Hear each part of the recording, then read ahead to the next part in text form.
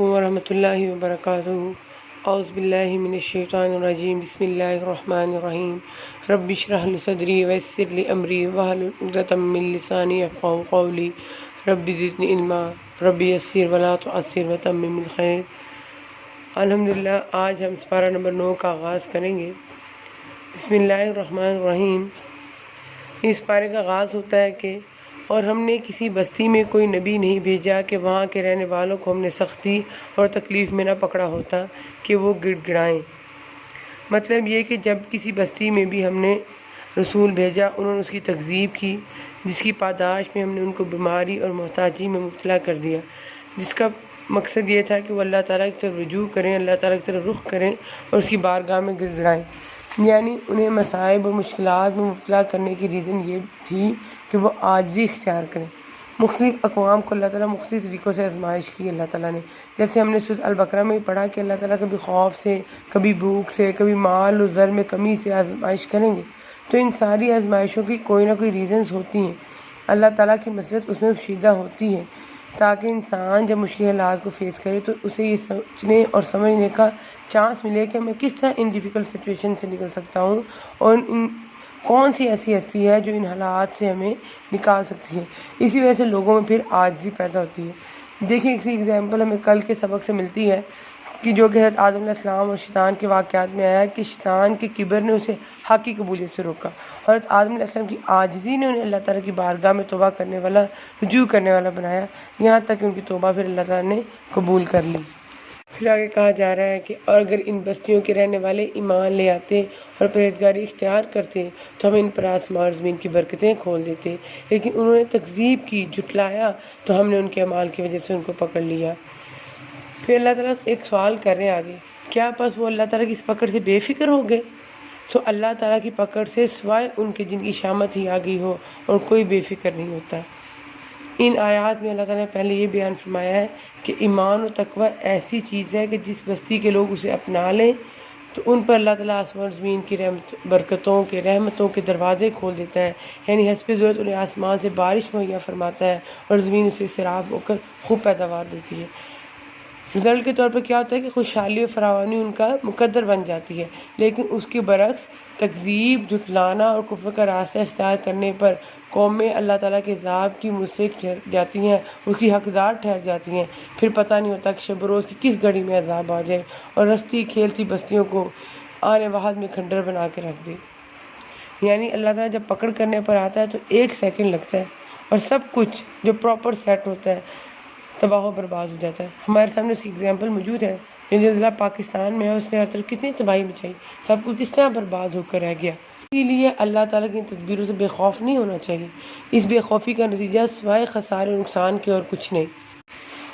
اور پھر حضرت موسیٰ علیہ السلام کا ذکر شروع ہو رہا ہے، جو مذکورہ انبیاء کے بعد آئے، جو ذی القدر پیغمبر تھے، جنہیں فرعون مصر اور اس کی قوم کی طرف دلائل و معجزات دے کر بھیجا گیا تھا، اور انہوں نے پھر جا کے فرعون کو توحید کا پیغام دیا، جسے اس نے رد نہیں کیا بلکہ ایک چیلنج کے طور پر اس نے قبول کیا، کہ وہ جانتا تھا کہ اس کا مطلب یہ نہیں ہوگا کہ کچھ لوگوں کی ایک جماعت بن جائے گی اور جو ایک معبود کی بات کرے گی، بلکہ اسے پتہ تھا کہ اس طرح تو پورا سسٹم چینج ہوگا، جس کے تحت بندے کو بندے کی غلامی سے نکال لیا جائے گا اور ایک اللہ وحدہ لا شریک کی غلامی میں دے دیا جائے گا۔ اور پھر اس نے کیا کہ ایک چال چلی، اس نے جادوگر بلائے، جادوگر آئے تو کچھ اس طرح کے پھر حالات بنے کہ جادوگر پھر ایمان لے آئے۔ اس واقعے کو ہمارے لیے بیان اس لیے کیا گیا، اللہ تعالیٰ نے اس قرآن پاک میں اس واقعے کو اسی لیے بیان کیا کہ تاکہ ہم اس سے ایک لیسن لے لیں، ایک سبق سیکھ لیں۔ جیسا کہ ہم نے پہلے بھی پڑھا کہ حق اور باطل کی جنگ چلتی رہتی ہے، کشمکش چلتی رہتی ہے، لیکن حضرت موسیٰ علیہ السلام جو فرعون کو جا کر چیلنج کیا، وہ اسی لیے کیا کہ جو دین ہے نا، ایک انفرادی معاملہ نہیں ہے کہ آپ خود دین کے راستے پر چلیں اور باقی چاہے غلط راہوں کا انتخاب کریں۔ اس طرح نہیں ہوتا۔ اگر آپ کو کوئی نیکی کی بات پتہ چلی ہے، آپ کو سیدھے راستے کی پہچان آئی ہے، تو آپ کا یہ فرض بنتا ہے کہ آپ دوسروں کو بھی اس راہ پر چلائیں گے، دوسروں کو بھی وہ راہ دکھائیں گے، اور اسی طرح پھر آپ کا دین محفوظ ہوگا۔ ادروائز اگر آپ خود صرف دین کے راستے پہ چلتے رہے اور دوسرے غلط راہوں کا انتخاب کرتے رہے، پھر دین محفوظ نہیں رہے گا۔ پھر جو اس واقعے کا ریمیننگ پارٹ ہے، وہ انشاءاللہ پھر جب چانس ملے گا ہم ڈیٹیل کے ساتھ ڈسکس کریں گے۔ اور پھر دوسرے ربع کا آغاز ہو رہا ہے، جس کا مین جو ٹاپک ہے وہ ہدایت ہے، اور جب موسیٰ علیہ السلام ہمارے وقت پر آئے اور ان کے رب نے ان سے باتیں کی تو عرض کیا کہ اے میرے پروردگار، اپنا دیدار مجھ کو کرا دیجیے کہ میں آپ کی ایک نظر دیکھ لوں۔ ارشاد ہوا کہ تم مجھ کو ہرگز نہیں دیکھ سکتے، لیکن تم اس پہاڑ کی طرف دیکھتے رہو، وہ اگر اپنی جگہ پر برقرار رہا تو تم بھی مجھے دیکھ سکو گے۔ بس جب ان کے رب نے پہاڑ پر تجلی فرمائی تو تجلی سے ان کے پرخچے اڑا دیے اور موسیٰ علیہ السلام بے ہوش ہو کر گر پڑے۔ ہم نے چند تختیوں پر ہر قسم کی نصیحت، ہر چیز کی تفصیل ان کو لکھ کر دی۔ تم ان کو پوری طاقت سے پکڑ لو، اپنی قوم کو حکم کرو کہ ان کے اچھے اچھے احکام پر عمل کریں۔ اب بہت جلد تم لوگوں کو ان بے حکموں کا مقام دکھلاتا ہوں۔ آگے اللہ تعالیٰ کہہ رہے ہیں کہ اور موسیٰ علیہ السلام کی قوم نے ان کے بعد اپنے زیوروں کا ایک بچھڑا معبود ٹھہرا لیا جو کہ ایک قالب تھا جس میں ایک آواز تھی۔ کیا انہوں نے یہ نہیں دیکھا کہ وہ ان سے بات نہیں کرتا تھا، نہ ان کو کوئی راہ بتلاتا تھا؟ اس کو انہیں معبود قرار دیا اور بڑی بے انصافی کا کام کیا۔ جب موسیٰ علیہ السلام اپنی قوم کی طرف واپس آئے غصہ اور رنج میں بھرے ہوئے تو فرمایا کہ تم نے میرے بعد یہ بڑی بری جانشینی کی۔ کیا اپنے رب کے حکم سے پہلے ہی تم نے جلد بازی کر لی اور جلد سے تختیاں ایک طرف رکھی، اپنے بھائی کا سر پکڑ کر ان کو اپنی طرف گھسیٹنے لگے؟ ہارون علیہ السلام نے کہا کہ اے میرے ماں جائے، ان لوگوں نے مجھ کو بے حقیقت سمجھا اور قریب تک مجھ کو قتل کر ڈالیں، تو تم مجھ پر دشمنوں کو مت ہنساؤ اور مجھ کو ان ظالموں کے ذیل میں مت شمار کرو۔ اور پھر آگے اللہ تعالیٰ بتا رہے ہیں کہ میری رحمت کے حقدار کون ہے۔ اللہ تعالیٰ نے فرمایا کہ میں اپنا عذاب اسی پر واقع کرتا ہوں جس پر چاہتا ہوں، اور میری رحمت تمام اشیاء پر محیط ہے۔ یہ اس کی وسعت رحمت ہی ہے کہ دنیا میں صالح و فاسق، مومن و کافر دونوں اس کی رحمت سے جو ہے فیض یاب ہو رہے ہیں۔ حدیث میں آتا ہے اللہ تعالیٰ کی رحمت کے 100 حصے ہیں، یہ اس کی رحمت کا ایک حصہ ہے جس سے مخلوق ایک دوسرے پر رحم کرتی اور وحشی جانور اپنے بچوں پر شفقت کرتے ہیں، اور اس نے اپنی رحمت کے 99 حصے اپنے پاس رکھے ہوئے ہیں۔ تو وہ رحمت ان لوگوں کے نام ضرور لکھوں گا جو اللہ تعالیٰ سے ڈرتے ہیں اور زکوٰۃ دیتے ہیں اور جو ہماری آیتوں پر ایمان لاتے ہیں، جو لوگ ایسے رسول نبی امی کا اتباع کرتے ہیں جن کو وہ لوگ اپنے پاس تورات و انجیل میں لکھا ہوا پاتے ہیں۔ یہ آیت بھی اس چیز کو کلیئر کرتی ہے کہ رسالت محمدیہ پر ایمان لائے بغیر آخرت کی جو نجات ہے وہ ممکن نہیں، اور ایمان وہی معتبر ہے جس کی تفصیلات حضور صلی اللہ علیہ وسلم نے بیان فرمائی ہیں۔ وہ ان کو نیک باتوں کا حکم فرماتے ہیں اور بری باتوں سے منع کرتے ہیں، اور پاکیزہ چیزوں کو حلال بتاتے ہیں اور گندی چیزوں کو ان پر حرام فرماتے ہیں۔ ان لوگوں پر جو بوجھ اور توق تھے ان کو دور کرتے ہیں۔ یہ بوجھ اور توق وہ ہیں جو پچھلی شریعت میں تھے، مثلا نفس کے بدلے نفس کا قتل ہونا ضروری تھا، یعنی دیت یا معافی نہیں تھی، یا جس کپڑے کو نجاست لگ جاتی اس کا قطع کرنا ضروری تھا، شریعت اسلامیہ نے اسے صرف دھونے کا حکم دیا۔ جس طرح قصاص میں دیت اور معافی کی بھی اجازت ہے وغیرہ، اور آپ صلی اللہ علیہ وسلم بھی فرمایا ہے کہ مجھے آسان دین حنیفی کے ساتھ بھیجا گیا ہے، لیکن افسوس اس امت نے اپنے طور پر رسوم و رواج کے بہت سے بوجھ اپنے اوپر لاد لیے ہیں اور جاہلیت کے توق زیب گلو کر لیے ہیں، جس سے شادی اور مرگ دونوں عذاب بن گئے ہیں۔ سو جو لوگ اس نبی پر ایمان لاتے ہیں اور ان کی حمایت کرتے ہیں اور ان کی مدد کرتے ہیں اور اس نور کا اتباع کرتے ہیں جو ان کے ساتھ بھیجا گیا ہے، ایسے لوگ پوری فلاح پانے والے ہیں۔ ان آخری الفاظ سے بھی یہ بات واضح ہوتی ہے کہ کامیاب وہی لوگ ہوں گے جو حضرت محمد رسول اللہ صلی اللہ علیہ وسلم پر ایمان لانے والے، ان کی پیروی کرنے والے ہوں گے۔ جو رسالت محمدیہ پر ایمان نہیں لائیں گے وہ کامیاب نہیں، ناکام ہوں گے۔ اس کے علاوہ کامیابی سے مراد بھی آخرت کی کامیابی ہے۔ یہ ممکن ہے کہ قوم رسالت محمدیہ پر ایمان نہ رکھتی ہو اور اسے دنیاوی خوشحالی فراوانی حاصل ہو، جس طرح اس وقت مغربی اور یورپی اور دیگر بعض قوموں کا حال ہے کہ وہ عیسائی یا یہودی یا کافر و مشرک ہونے کے باوجود مادی ترقی خوشحالی میں ممتاز ہیں، لیکن ان کی ترقی جو ہے وہ عارضی ہے اور بطور امتحان ہے، یہ ان کی آخری کامیابی کی ضمانت یا علامت نہیں ہے۔ اسی طرح وَاتَّبَعُوا النُّورَ الَّذِي أُنزِلَ مَعَهُ سے بھی بات کلیئر ہوتی ہے کہ المائدہ کی آیت 15 میں نور سے مراد قرآن مجید ہی ہے، جیسا وہاں بھی وضاحت کی گئی تھی، کیونکہ جو نور آپ پر نازل کیا گیا وہ قرآن مجید ہی ہے۔ بعد اللہ تعالیٰ بنی اسرائیل نے جو خود پر ظلم کیا اس کو بیان کر رہے ہیں، اور ہم نے ان پر ابر کو سایہ فگن کیا اور ان کو من و سلوہ پہنچائیں، کھاؤ نفیس چیزوں سے جو کہ ہم نے تم کو دیں، اور انہیں ہمارا کوئی نقصان نہیں کیا لیکن اپنا ہی نقصان کرتے تھے۔ اور جب ان کو حکم دیا گیا کہ تم لوگ اس آبادی میں جا کر رہو اور کھاؤ اور اس سے جس جگہ تم رغبت کرو اور زبان سے کہتے جانا کہ توبہ ہے اور جھکے جھکے دروازہ میں داخل ہونا، ہم تمہاری خطائیں معاف کر دیں گے۔ جو لوگ نیک کام کریں گے ان کو مزید برآں اور دیں گے۔ سو بدل ڈالا ان ظالموں نے ایک اور کلمہ جو خلاف تھا اس کلمہ کے جس کی ان سے فرمائش کی گئی تھی۔ اس پر ہم نے ان پر ایک آفت سماوی بھیجی اس وجہ سے کہ وہ اس حکم کو ضائع کرتے تھے۔ پھر اللہ تعالیٰ فرماتے ہیں، اور جب کہ ان میں سے ایک جماعت نے یوں کہا کہ تم ایسے لوگوں کو کیوں نصیحت کرتے ہو جن کو اللہ بالکل ہلاک کرنے والا ہے یا ان کو سخت سزا دینے والا ہے۔ انہوں نے جواب دیا کہ تمہارے رب کے روبرو عذر کرنے کے لیے، اس لیے کہ شاید یہ ڈر جائیں۔ اس جماعت سے صالحین کی وہ جماعت مراد ہے جو اس ہیلے کا ارتکاب ہی نہیں کرتی تھی اور ہیلا گروں کو سمجھا کر ان کی اصلاح سے مایوس بھی ہو گئی تھی۔ تاہم کچھ اور لوگ بھی سمجھانے والے تھے جو انہیں واعظ و نصیحت کرتے۔ صالحین کی جماعت انہیں یہ کہتی کہ ایسے لوگوں کو واعظ و نصیحت کا کیا فائدہ جن کی قسمت میں ہلاکت و عذاب الہی ہے۔ یا اس جماعت سے وہی نافرمان اور تجاوز کرنے والے مراد ہیں جب ان کو واعظ کرنے والے نصیحت کرتے تو یہ کہتے، جب تمہارے خیال میں ہلاکت یا اللہ تعالیٰ کا عذاب ہی ہمارا مقدر ہے تو پھر ہمیں کیوں نصیحت کرتے ہو؟ تو وہ جواب دیتے، ایک تو اپنے رب کے سامنے معذرت پیش کرنے کے لیے تاکہ ہم تو اللہ کی پکڑ سے محفوظ رہیں، کیونکہ اللہ تعالیٰ کی نافرمانی کا ارتکاب ہوتے ہوئے دیکھنا اور پھر اسے روکنے کی کوشش نہ کرنا بھی جرم ہے جس پر اللہ تعالیٰ کی گرفت ہو سکتی ہے۔ ہم نے پیچھے بھی پڑھا نا کہ ہم وہ بہترین امت ہے جسے عمل بالمعروف اور نہی عن المنکر کا فریضہ انجام دینا ہے۔ ہم میں سے ہر کوئی جو ہے وہ دوہری ذمہ داری اٹھا رہا ہے، ایک اپنی اور دوسری وہ جو معاشرے میں اس کی وجہ سے پہلی ہے یا جس سے معاشرہ اثر انداز ہوا ہے، چاہے گڈ وے میں یا پھر بیڈ وے میں۔ اور پھر اللہ تعالیٰ کہتے ہیں کہ جب وہ اس کو بھول گئے جو ان کو سمجھایا جاتا تھا تو ہم نے ان لوگوں کو تو بچا لیا جو اس بری عادت سے منع کیا کرتے تھے، ان لوگوں کو جو کہ زیادتی کرتے تھے ایک سخت عذاب میں پکڑ لیا اس وجہ سے کہ وہ بے حکمی کیا کرتے تھے، یعنی وہ ظالم بھی تھے اور اللہ تعالیٰ کی نافرمانی کا ارتکاب کر کے انہوں نے اپنی جانوں پر ظلم کیا، انہیں جہنم کا ایندھن بنا لیا، اور فاسق بھی کہ اللہ تعالیٰ کے حکموں سے سرتابی کو انہوں نے اپنا شیوا اور وتیرہ بنا لیا۔ اور پھر عید الستو کا بیان ہے، اور جب آپ کے رب نے اولاد آدم کی پشت سے ان کی اولاد کو نکالا اور ان سے انہی کے متعلق اقرار لیا، کیا میں تمہارا رب نہیں ہوں؟ سب نے جواب دیا، کیوں نہیں، ہم سب گواہ بنتے ہیں، تاکہ تم لوگ قیامت کے روز یوں نہ کہو کہ ہم تو اس سے محض بے خبر تھے۔ یہ ہے حضرت آدم علیہ السلام کی تخلیق کے بعد ان کی پوچھ سے ہونے والی تمام اولاد سے لیا گیا۔ اس کی جو ڈیٹیل ہے اکثر حدیث میں اس طرح آتی ہے کہ عرفہ والے دن نعمان جگہ میں اللہ تعالیٰ نے اصحاب آدم سے ایک عہد لیا، بس آدم کی پوچھ سے ان کی ہونے والی تمام اولاد کو نکالا اور اس کو اپنے سامنے پھیلا دیا، ان سے پوچھا، کیا میں تمہارا رب نہیں ہوں؟ سب نے کہا، بلا شہیدنا، کیوں نہیں، ہم سب رب ہونے کی گواہی دیتے ہیں۔ بہرحال اللہ تعالیٰ کی ربوبیت کی گواہی ہر انسان کی فطرت میں جو ہے ودیت ہے۔ اسی مفہوم کو رسول اللہ صلی اللہ علیہ وسلم نے اس طرح بیان فرمایا ہے کہ ہر بچہ جو ہے فطرت پر پیدا ہوتا ہے پر اس کے ماں باپ اس کو یہودی یا نصرانی یا مجوسی بنا دیتے ہیں، جس طرح جانور کا بچہ صحیح سالم پیدا ہوتا ہے، اس کا ناک کان کٹا نہیں ہوتا۔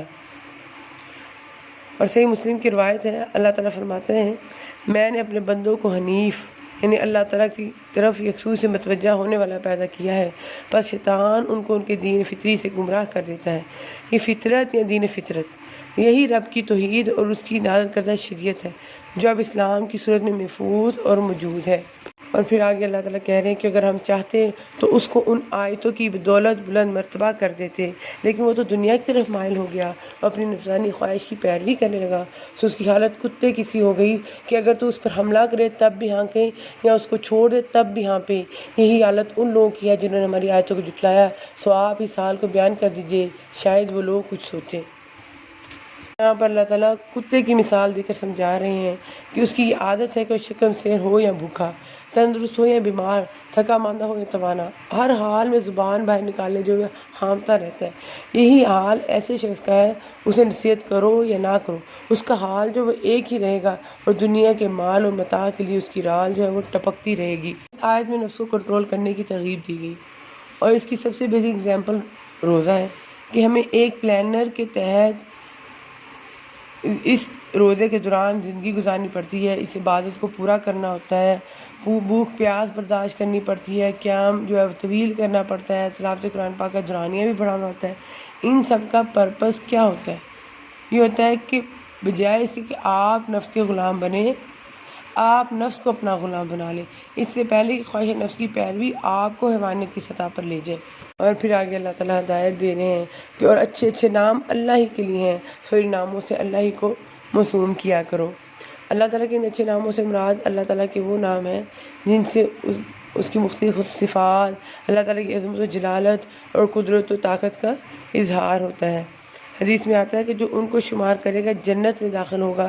اللہ تعالیٰ طاق ہے، طاق کو پسند فرماتا ہے۔ پھر اللہ تعالیٰ کچھ انسٹرکشن دے رہے ہیں کہ آپ درگزر کو اختیار کریں۔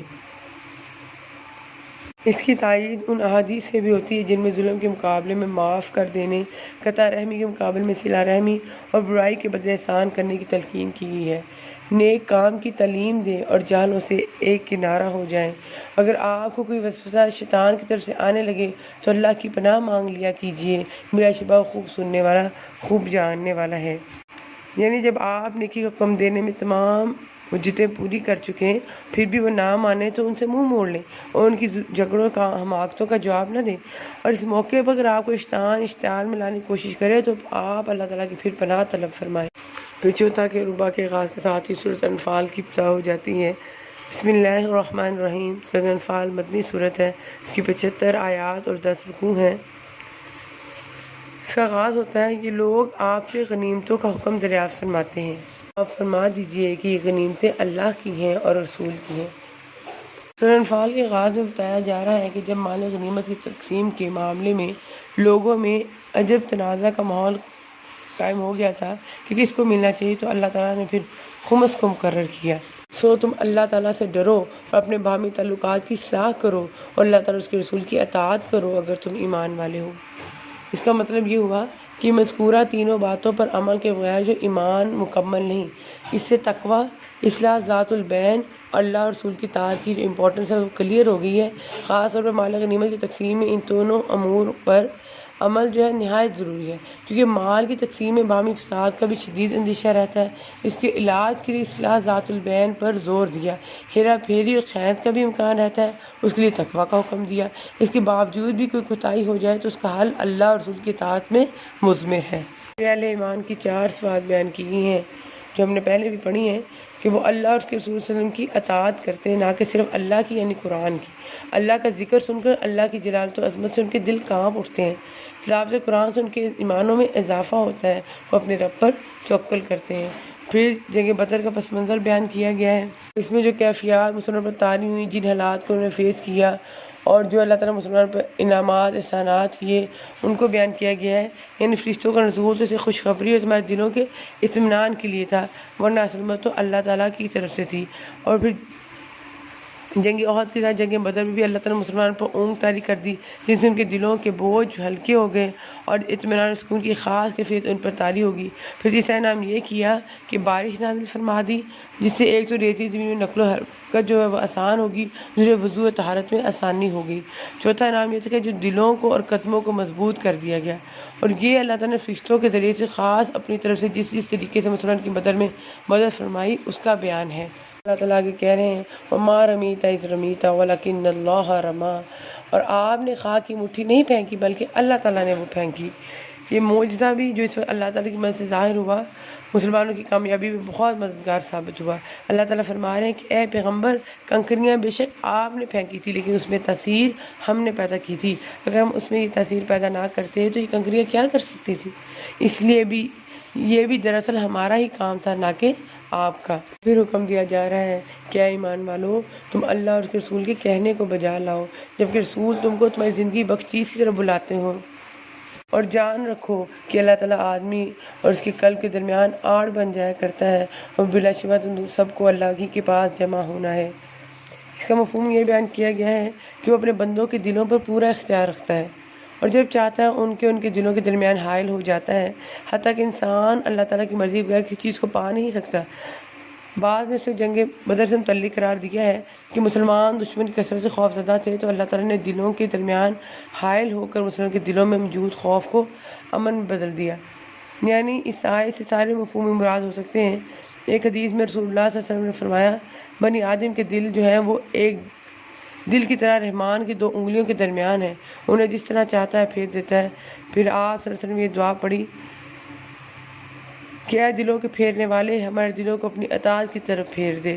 اللہ تعالیٰ یہ کہہ رہے ہیں کہ اے ایمان والو، اگر تم اللہ تعالیٰ سے ڈرتے رہو گے تو اللہ تعالیٰ تم کو ایک فیصلہ کی چیز دے گا اور تم سے تمہارے گناہ دور کر دے گا اور تم کو بخش دے گا، اور اللہ تعالیٰ بڑے فضل والا ہے۔ تقویٰ کا مطلب ہے اوامر الہی کی مخالفت اور اس کے مناہی کے ارتکاب سے بچنا، اور فرقان کے کئی معنی بیان کیے گئے، مثلا ایسی چیز جس سے حق و باطل کے درمیان فرق کیا جا سکے۔ مطلب یہ ہے کہ تقویٰ کی بدولت دل مضبوط، بصیرت تیز تر اور ہدایت کا راستہ جو ہے وہ کلیئر ہو جاتا ہے، جس سے انسان کو ہر ایسے موقع پر جب انسان شک و شبہ اور ظلمات کی وادیوں میں بھٹک رہے ہوں، صراط مستقیم کی توفیق مل جاتی ہے۔ اس کے ساتھ ساتھ فتح و نصرت اور نجات بھی حاصل ہو جاتی ہے۔ اس کے بعد آج کی دعا دیکھ لیتے ہیں۔ یہ وہ دعا ہے جو کہ جادوگروں نے فرعون کے دربار میں کی تھی جب وہ ایمان لائے تھے۔ سورہ اعراف کی آیت نمبر 126 ہے۔ ربنا افرغ علینا صبرا وتوفنا مسلمین، اے ہمارے رب، ہمارے اوپر صبر کا فیضان فرما اور ہماری جان حالت اسلام پر نکال۔ اللہ تعالیٰ سے دعا ہے کہ ہمیں بھی صبر کا فیضان عطا فرما دیں، ہماری جانیں بھی حالت اسلام میں نکالی جائیں۔ آمین۔ وآخر دعوانا ان الحمد للہ رب العالمین۔